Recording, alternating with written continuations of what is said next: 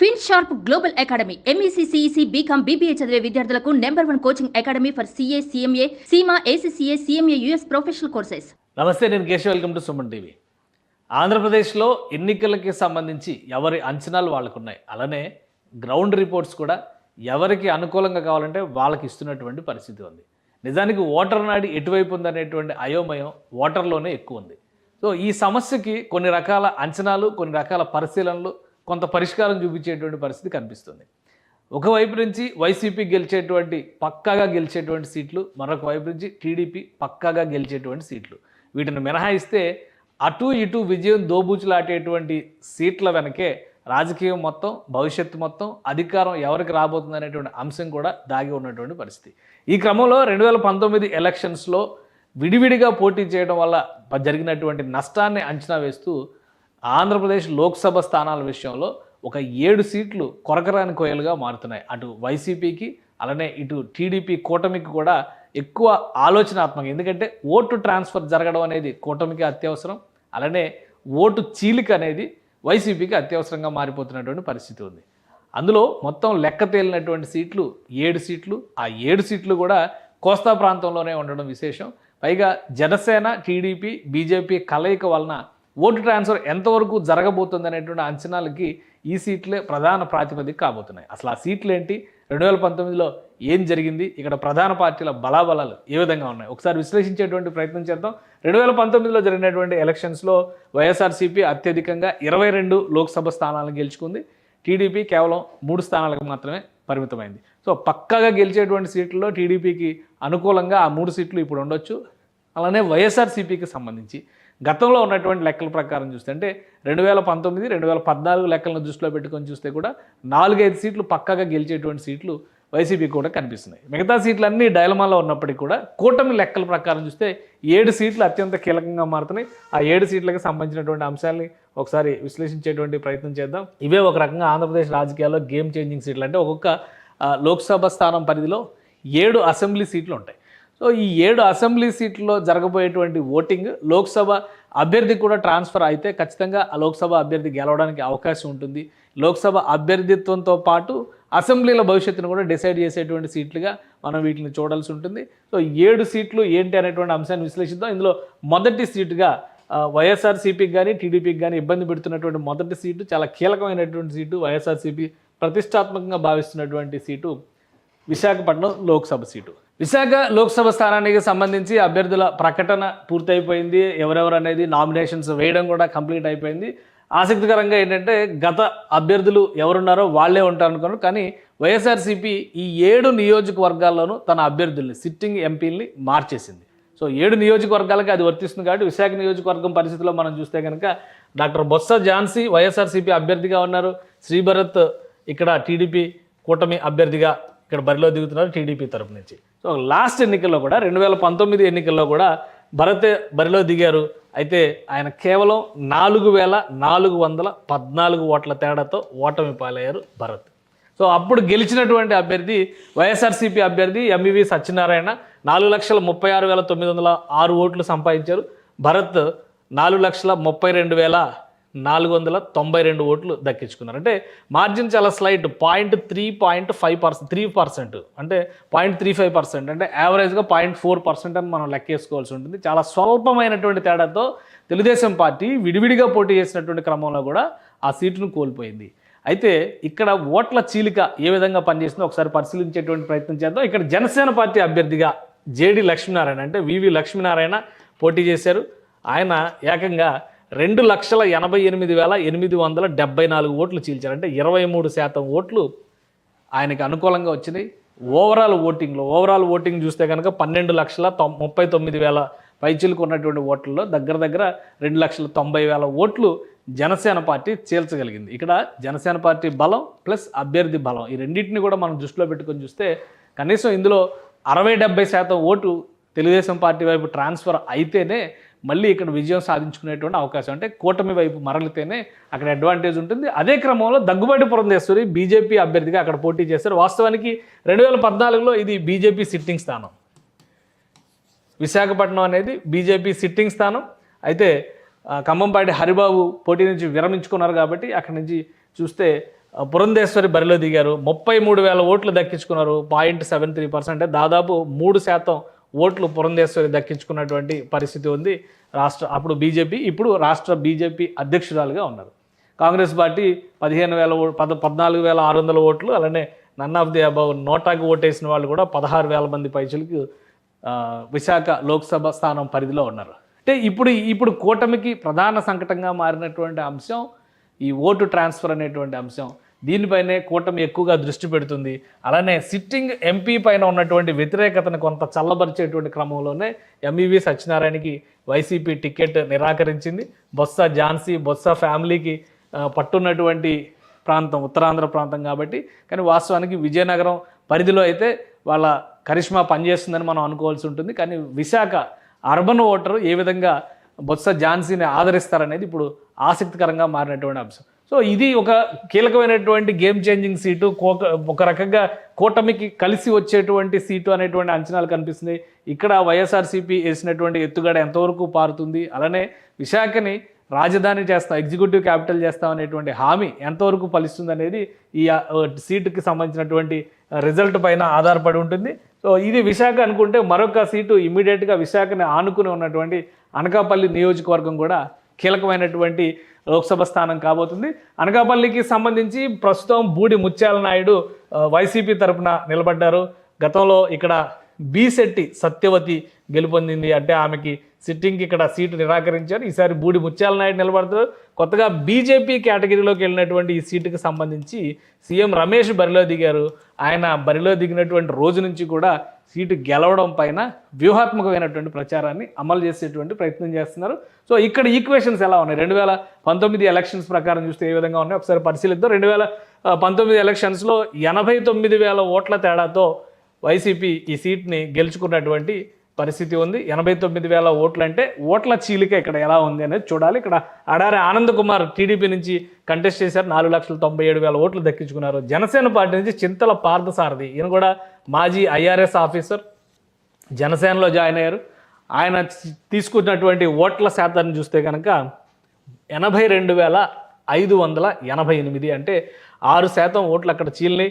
మరోవైపు బీజేపీ నుంచి గండి సత్యనారాయణమూర్తి 13,000 పైచులకు ఓట్లు చీల్చినటువంటి పరిస్థితి ఉంది. సో ఈ రెండు కలిపి చూస్తే 95,000 ఓట్లు చీలిక ఇక్కడ జరిగింది.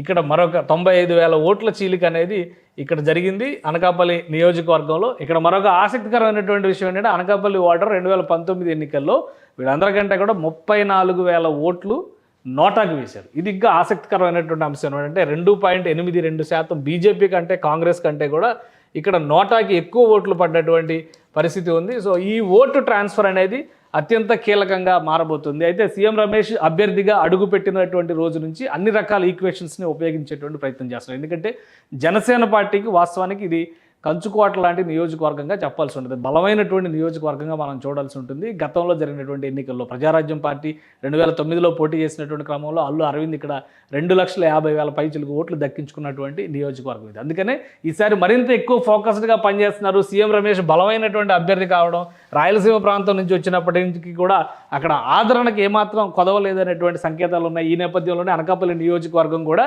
కూటమిలో ఒక గేమ్ చేంజర్ సీటు కాబోతుంది. ఇక్కడ ఓట్ ట్రాన్స్ఫర్ పైనే ఎక్కువ ఫోకస్ పెట్టింది. దీనికి సంబంధించి అభ్యర్థి మార్పు మినహా మరొక ప్రయోగం చేసి, అంటే డిప్యూటీ సీఎంగా ఉన్నటువంటి బూడి ముత్యాల నాయుడిని ప్రమోట్ చేయడం ద్వారా వైఎస్ఆర్సీపీ ఇక్కడ ఓటు గెయిన్ సాధించాలనేటువంటి ఆలోచనతో ఉంది. అయితే సిట్టింగ్ ఎంపీని మార్చడం పట్ల కూడా కొంత అసంతృప్తి ఉందనేటువంటి అభిప్రాయం వస్తుంది.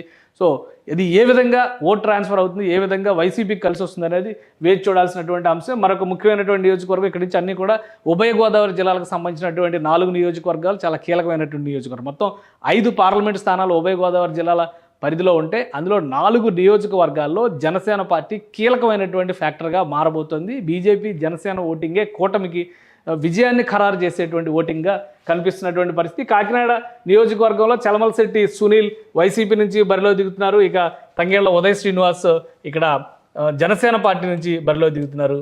వీళ్ళిద్దరికీ సంబంధించి తంగేళ్ల ఉదయ్ శ్రీనివాస్ పూర్తిగా కొత్త వ్యక్తి అయినప్పుడు కూడా చలమలశెట్టి సునీల్ 2009 నుంచి అక్కడ నిరంతరం దాడి చేస్తూనే ఉన్నారు గెలుపు కోసం, కానీ నిరంతర ప్రయత్నాలు ఇంతవరకు ఆయన విజయం సాధించలేదు. పార్టీలు మారినా కానీ ఫలితం రానటువంటి పరిస్థితి ఉంది. 2009లో ప్రజారాజ్యం పార్టీ నుంచి పోటీ చేసి ఓడిపోయారు. అలానే 2014లో వైసీపీ నుంచి పోటీ చేసి ఓడిపోయారు. తర్వాత 2019లో మళ్ళీ టీడీపీ నుంచి పోటీ చేసి ఓడిపోయారు. ఇప్పుడు మళ్ళీ వైసీపీ నుంచి తన అదృష్టాన్ని పరీక్షించుకునేటువంటి ప్రయత్నం చేస్తున్నారు చలమలశెట్టి సునీల్. సో ఇక్కడ సిట్టింగ్ ఎంపీగా ప్రస్తుతం ఉంది గీతా విశ్వనాథ్. వంగ గీతా విశ్వనాథ్ 2019 ఎన్నికల్లో 25,000 ఓట్ల తేడాతో గెలుపొందినటువంటి వ్యక్తి. ఈమె కూడా ప్రజారాజ్యం పార్టీలో ఎమ్మెల్యేగా పిఠాపురం నుంచి గెలిచినటువంటి వ్యక్తి. సో అక్కడ కమ్యూనిటీ పరంగా కానీ అన్ని ఈక్వేషన్స్ పరంగా గీతా విశ్వనాథ్ కలిసి వచ్చేటువంటి అవకాశాలు ఉన్నాయి. కాబట్టి ఆ విధంగానే ఆమె ఆ రోజు విజయాన్ని నమోదు చేసింది అనేటువంటి అభిప్రాయం ఉంది. 5,37,000 ఓట్లు దక్కించుకుంది చలమలశెట్టి సునీల్. టీడీపీ నుంచి 2019లో బరిలో దిగి 11,000 ఓట్లు దక్కించుకున్నారు. 25,000 ఓట్ల తేడాతో ఓడిపోయినటువంటి పరిస్థితి. కానీ జనసేన పార్టీ నిలబెట్టినటువంటి జ్యోతుల వెంకటేశ్వరరావు ఏకంగా 1,32,000 ఓట్లు, అంటే 10% ఓటు షేర్ ఇక్కడ దక్కించుకున్నటువంటి పరిస్థితి జనసేన పార్టీకి ఉంది. ఇక బీజేపీ నుంచి ఒక 9,000 పైచులకు ఓట్లు చీలినటువంటి పరిస్థితి ఉంది. ఏదైనా అక్కడ జనసేన కలవడం అనేది టీడీపీ జనసేన కూటమికి కలిసి వచ్చేటువంటి అంశం. ఈసారి నేరుగా జనసేన పార్టీనే తన అభ్యర్థిని కాకినాడలో బరిలో నిలిపింది. కాబట్టి పవన్ కళ్యాణ్ ఈ నియోజకవర్గం పరిధిలోకి వచ్చేటువంటి పిఠాపురం నుంచే బరిలో నిలుస్తున్నారు. కాబట్టి ఇక్కడ ఓటు ఫ్యాక్టర్ ఎంతవరకు ట్రాన్స్ఫర్ అవుతుంది దాని మీద ఆధారపడి ఉంది విజయం. సో ఇక్కడ అభ్యర్థిని మార్చినంత మాత్రాన, లేదా గత 3 దఫాలుగా పోటీ చేసి ఓడిపోతున్నారనేటువంటి సానుభూతి ఏమైనా చలమలశెట్టి సునీల్కి అనుకూలంగా పనిచేస్తుంది అనేటువంటి అంశంపైనే వైఎస్ఆర్సీపీ అంచనాలు పెట్టుకుని ఉన్నటువంటి పరిస్థితి. సో ఇది వేచి చూడాల్సినటువంటి నియోజకవర్గం. ఇక్కడ కూడా కీలకమైనటువంటి మార్పులు జరుగుతాయనేటువంటి అంచనా వైఎస్ఆర్సీపీ వేస్తోంది. ఇక రాజమండ్రి నియోజకవర్గం పరిస్థితి చూస్తే కనుక కూటమి తరపున పురంధేశ్వరి బీజేపీ అభ్యర్థిగా రాజమండ్రి నుంచి బరిలో దిగుతున్నారు. గత చరిత్ర చూస్తే బీజేపీ రాజమండ్రి కావచ్చు, కాకినాడ కావచ్చు, నరసాపురం కావచ్చు, ఈ 3 నియోజకవర్గాల్లో పొత్తులో భాగంగా గెలిచినటువంటి పరిస్థితి ఉంది. 1998లో రాజమండ్రిలో ఒంటరిగా పోటీ చేసి బీజేపీ లోక్సభ స్థానాన్ని గెలుచుకున్నటువంటి ట్రాక్ రికార్డు ఉంది. సో ఇక్కడ బీజేపీకి ఖచ్చితంగా పట్టుందని మనం చెప్పాల్సినటువంటి అవసరం ఉంటుంది. అయితే ప్రస్తుత రాజకీయ పరిణామాల నేపథ్యంలో బీజేపీకి ఎంతవరకు కలిసి వస్తుందనే విషయాన్ని కూడా మనం పరిశీలించాలి. ఇక వైఎస్ఆర్సీపీ ఇక్కడ డాక్టర్ గూడూరు శ్రీనివాసుల్ని అభ్యర్థిగా పెట్టింది. కొత్త అభ్యర్థి, గతంలో ఉన్నటువంటి MP Morgan Bharat sitting MP, కానీ ఆయన ఈసారి బరిలో నిలవడం లేదు. ఎమ్మెల్యేగా అసెంబ్లీ కంటెస్ట్ చేస్తున్నటువంటి పరిస్థితి ఉంది. లాస్ట్ ఎలక్షన్స్లో చూస్తే కనుక మెజారిటీ 1,21,000 ఓట్ల తేడాతో గెలుపొందారు ఇక్కడ మార్గాని భరత్. అలానే టీడీపీ అభ్యర్థి మాగంటి రూప, అప్పటికి సిట్టింగ్ ఎమ్మెల్యేగా ఉన్నటువంటి మురళీమోహన్ గారి కోడలు, ఆమె బరిలో దిగింది. 4,60,000 ఓట్లు దక్కించుకుంది. బట్ ఓట్ పర్సంటేజ్ పరంగా చూస్తే 17% ఓటు లాస్ అయింది. అంటే 2014 కూటమి తరపున పోటీ చేసినటువంటి ఈక్వేషన్స్ పరంగా చూస్తే ఇక్కడ ఓట్ లాస్ ఎక్కువ ఉంది. కాబట్టి ఓటమి పాలైంది. ఇక చీలిక ఎలా జరిగింది అనేటువంటి విషయాన్ని చూస్తే జనసేన పార్టీ నుంచి ఆకుల సత్యనారాయణ, ఈయన రాజమండ్రి అర్బన్ ఎమ్మెల్యేగా బీజేపీ గుర్తు నుంచి 2014లో గెలిచినటువంటి వ్యక్తి, జనసేన పార్టీ నుంచి పోటీ చేసి 1,55,000 ఓట్లు చీల్చారు. సో ఇక్కడే ఈ వేరియేషన్ కనిపించేస్తుంది. ఇక బీజేపీ నుంచి పోటీ చేసినటువంటి పరవస్తు సత్య గోపీనాథ్ దాస్ 12,000 ఓట్లు గెలుచుకున్నారు. ఇక్కడ ఆసక్తికరమైనటువంటి విషయం ఏంటంటే బీజేపీ కంటే కాంగ్రెస్ ఎక్కువ ఓట్లు 2019లో సాధించుకోవడం అనేది, అంటే 1%, మోర్ దాన్ 1% కాంగ్రెస్ పార్టీ గెలిస్తే 0.99% బీజేపీ గెలిచినటువంటి పరిస్థితి. కానీ పురంధేశ్వరికి నియోజకవర్గంలో ఉన్నటువంటి బంధుత్వాల రీత్యా చూసినా కానీ, అలానే గత చరిత్ర పరంగా మాగంటి మురళీమోహన్ ఫ్యామిలీ నుంచి ఉన్నటువంటి ట్రాక్ రికార్డు పరంగా చూసినా కానీ ఇది కొంత బీజేపీకి అనుకూలించే అవకాశం, అంటే కూటమికి అనుకూలించే అవకాశం ఉన్నటువంటి సీటుగా చూడాల్సి ఉంటుంది. కానీ ఓటు ట్రాన్స్ఫర్ ఈ 2 పార్టీల మధ్య, ఈ 3 పార్టీల మధ్య ఎంతవరకు జరుగుతుంది అనేది ఇక్కడ ఆసక్తికరమైనటువంటి అంశం. సో ఈ సీటు కూడా చాలా కీలకమైనటువంటి సీటుగా కూటమి తరపున మారబోతుంది. వైసీపీ అభ్యర్థి మార్పు అనేటువంటి ప్రయోగం ఇక్కడ కూడా ఎంతవరకు సత్ఫలితాలు ఇస్తుందో చూడాల్సి ఉంటుంది. ఇక మరొక నియోజకవర్గం అమలాపురం లోక్సభ స్థానానికి సంబంధించినటువంటి అంశం ఇది. అమలాపురం లోక్సభ స్థానం రిజర్వ్డ్ నియోజకవర్గం, ఇది ఎస్సీ రిజర్వ్డ్ నియోజకవర్గం.